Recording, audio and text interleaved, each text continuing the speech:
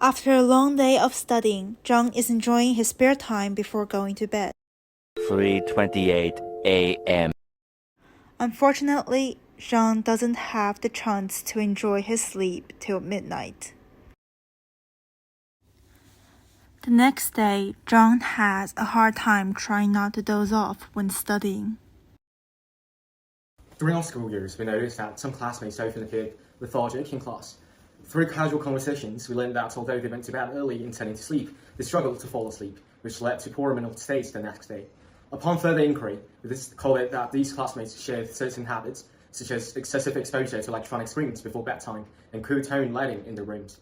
So is this merely a coincidence, or is there a certain inevitability behind it? To uncover the truth, we designed this investigation.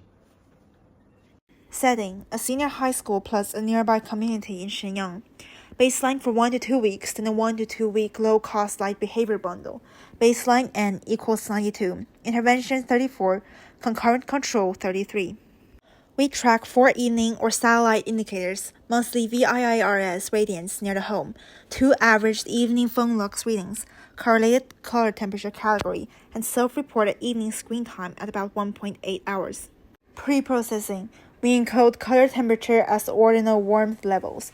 Average to 2 illuminance captures align every direction so higher always represents higher risk, and anchor to baseline means and standard deviations.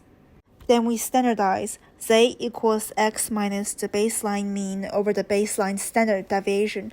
The illustrative participant shows radiance Z plus 0.62, illuminance plus 0.18, CCT minus 0.35, the screen time plus 0.74. Our primary composite S is the simple sum of the 4 Z scores, here plus 1.19, which visually maps to roughly 74 on a 0 to 100 display scale. Sensitivity checks: PCA-derived weights around 0.31, 0.27, 0.18, and 0.24. A conceptual melanopic variant and restricted cubic splines. Each preserves a clean monotonic gradient with only trivial shifts. For visualization, only we rescaled the baseline distribution into 5 quintile bands and the 0 to 100 bar. Analysis still rely on the raw continuous S and spline terms. Quintiles remain descriptive. The illustrative participant's trajectory shows each raw value, its encoded or ordinal form, the Z contribution, and the final sum S equals plus 1.19, mapping to about 74 of 100 purely. Structure check: one factor explains about 58% variance. A 1SD higher composite links to better sleep. Alertness trends positive. Intervention effects: difference in differences gives exploratory support. We fade out, leaving room for replication and refinement. Later, we conduct an investigation at a local high school by giving them questionnaires about selected 4 factors. Then, we divided them into 2 groups, control group and experiment group. We also educated them about night mode in electronic devices and proper utilization of light. Finally, we organize and analyze the data we get from the investigation. Early in the study, our first hurdle was qualifying the abstract nighttime light exposure. It covers outdoor satellites, measure light, indoor illuminance, CCT, and teenagers' evening screen time. So single indicators were incomplete. Inspiration comes from 2 points.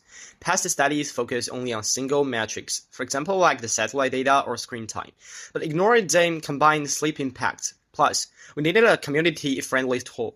Thus, we standardized and weighted VIIRS radiance from measures indoor illuminance, CCT categories, and screen time into a composite risk score, turning abstract light pollution into calculable values linked to sleep. Higher risk lowers quality, shortens sleep, and lengthens time to fall asleep. For each standard deviation increase in risk, sleep quality shows an average decrease of about 0.32. Sleep duration shows an average decrease of about 0.26 hours, and sleep latency shows an average increase of about 4.8 minutes. 5 risk bands rise in sequence. The highest band sits clearly below the lowest band.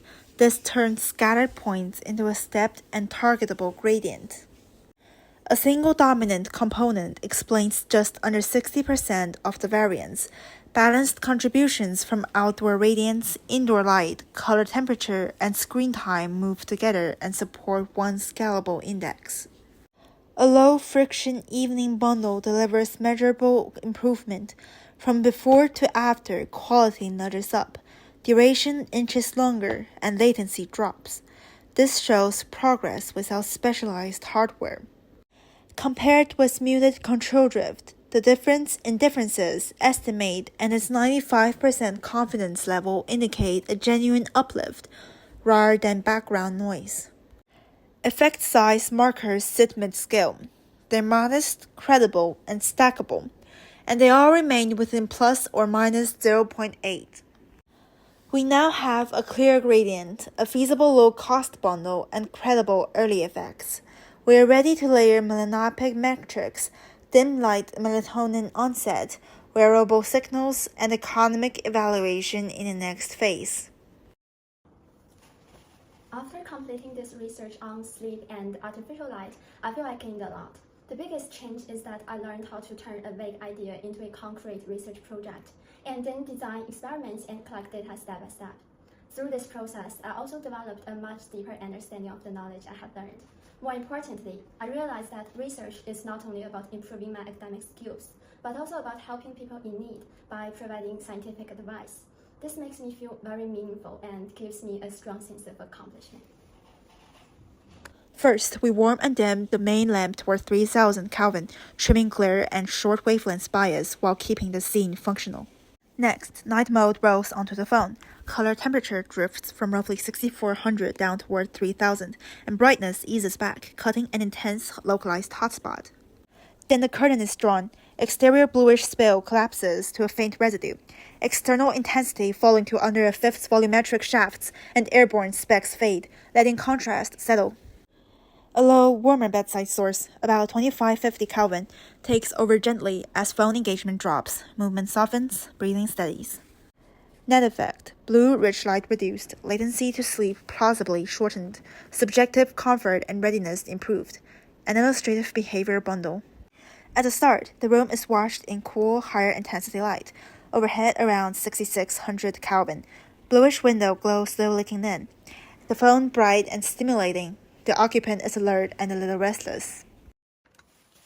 Methodologically, our model's robustness could be enhanced by increasing the sample size and extending the follow-up period. Additionally, the accuracy of indoor light intensity measurement could be significantly improved by replacing the current mobile phone-based method with more professional equipment, such as a luxmeter. And finally, the inherent bias of self-reporting can be mitigated by combining it with more objective measurements, like the one from tools like wearable devices.